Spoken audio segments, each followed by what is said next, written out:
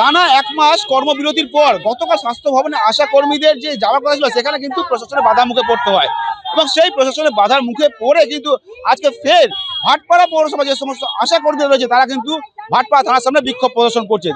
তাদের যে সমস্ত দাবিগুলো রয়েছে সেই দাবিগুলো যদি না মানা হয় আগামী দিনে আরো বৃহত্তর আন্দোলনে যাওয়ার কিন্তু হুমকি দেওয়া হয়েছে, কিন্তু প্রশাসনের তরফ থেকে আশ্বাস দেওয়া হয়েছে যে তাদের যে দাবি রয়েছে সেই সমস্ত দাবি সমাধান করা হবে এবং যদি না মেটানো হয় তাদের দাবি, তাহলে আগামী দিনে তাদের বৃহত্তর আন্দোলনের মুখে যেতে হবে।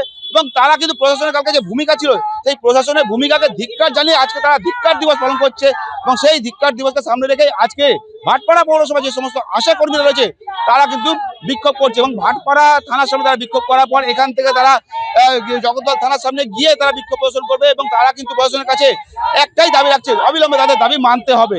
অ্যাকচুয়ালি আমাদের যে দাবিগুলো, যে 8 দফা দাবি আছে সেগুলো কিন্তু সম্পূর্ণ ভ্যালিড এবং ন্যায্য দাবি। তারপরেও কালকে আমরা একটা যে মিছিলের উপর যে অকথ্য অত্যাচার হয়েছে, অন্যায়ভাবে আটক করে রাখা হয়েছে, এগুলো আমরা কিছুতেই মেনে নিতে পারছি না।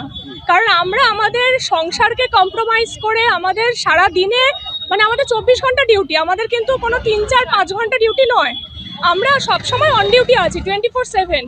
তো সেইখানে আমাদের দাঁড়িয়ে আমাদের ছাড়া স্বাস্থ্য দপ্তরটা অচল। আমরা গ্রাসরুট লেভেল থেকে আমরা সমস্ত কিছু কালেক্ট করে আমরা এই গ্রাসরুট লেভেলে কাজ করছি বলে স্বাস্থ্য দপ্তর চলছে। আমরা যদি কাজ না করি তাহলে এটা সম্ভবই না। সেখানে আমাদের ন্যায্য দাবিতে আমরা মিছিল করতে পারবো না, আন্দোলন করতে পারবো না, দাবি করতে পারবো না, এটা তো মেনে নেওয়া যায় না। তার উপর যারা কালকে মিছিল করছিল তাদের উপর অকথ্য অত্যাচার হয়েছে। প্রশাসন, পুলিশ তারা নিজেরা সব দিকে ব্যর্থ হওয়ার পরেও তারা এইভাবে আমাদের উপর অত্যাচার করেছে, অন্যায়ভাবে আটক করে রেখেছে। তা সেই জন্য আজকে আমাদের এই প্রতিবাদ মিছিল। মূলত আমাদের দাবি হচ্ছে 15,000 ন্যূনতম 15,000 টাকা বেতন করতে হবে, আমাদের একটা স্থায়ীকরণ আনতে হবে, আমাদের মায়েদের যখন আমরা আশাকর্মীরা মা হবে তাহলে 180 দিন ছুটির ব্যবস্থা করতে হবে। এইবারে আমাদের ইনস্টিটিউট প্রচণ্ড বকেয়া থাকে, সেটা আমাদের মিটিয়ে ফেলতে হবে।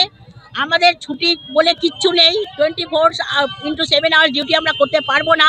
খেলামেলা আশাকর্মীদের কি কি কাজ আমরা একটা তালিকা চাই, আশাকর্মীদের কাজের কোনো তালিকা নেই, সেই তালিকা আমরা অবশ্যই সরকারের কাছে চাইছি যে অনুগ্রহ করে বলুন আমাদের কি কি কাজ আশাদের নির্দিষ্ট কোনো কাজ আমরা নিজেরাই জানি না। আমরা জানতাম মা বাচ্চা নিয়ে আমাদের কাজ, এখন জানছি শুধু মা বাচ্চা না, আমাদের সব কাজই করতে হবে।